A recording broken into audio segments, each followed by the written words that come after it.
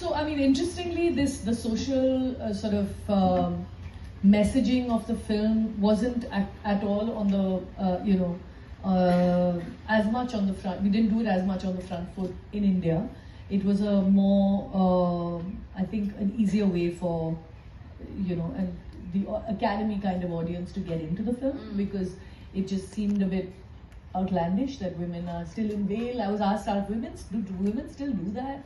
Is it still a thing? And so no, in India it was about two swapped brides. There was not much in the marketing, at least.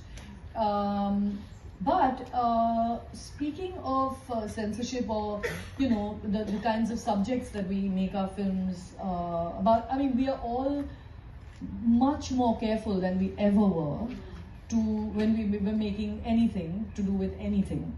So, so for instance, this film was originally, when Biplab wrote it, he had, Biplab Goswami was the original writer of the film, and he had set the film in Bihar.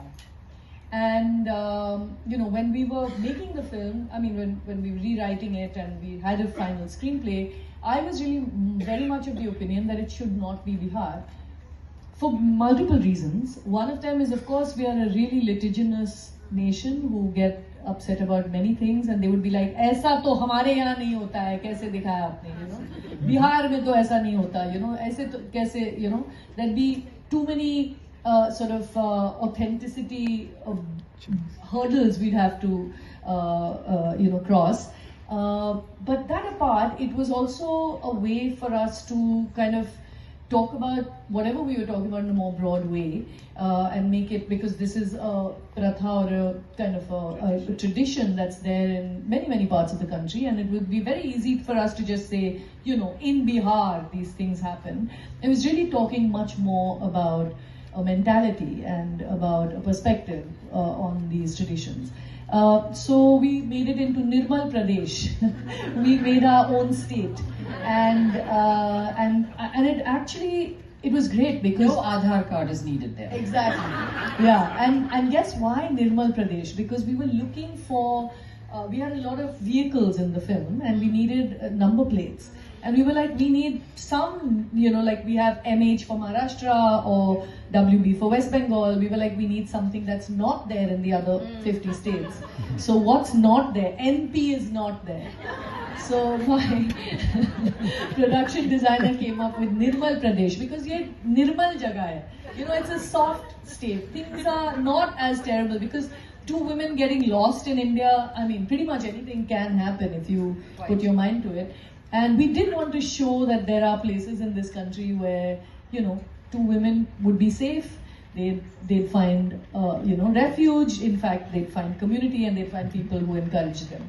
So, Nirmal Pradesh. So really, I think when it comes to censorship, or it comes to trying to walk, do that balancing act in a place where there are so many sensitivities, I think I hate to say this, but we're just getting super creative about it. Yes. We are being incredibly,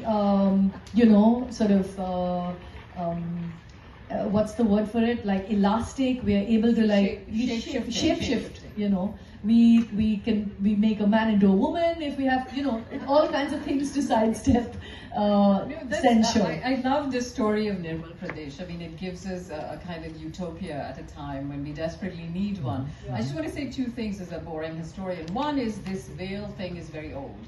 I mean, I'm sure you've heard it. It's still happening, but it's also very much in the archives. Like, I'm doing a book on Mauritius and indenture, and there are lots of cases of women who are on the ship. They're called jihadi marriages, where they get married under one veil and give another name, but they're actually really married, and they swap. So I think these stories of veils are less about hidden truths, but more about pathways to freedom. So we can think about that in another way. And the other thing I would say about Lapita ladies is, another moniker of the Indian women's movement between the World War I and II was Sisters Under the Sari.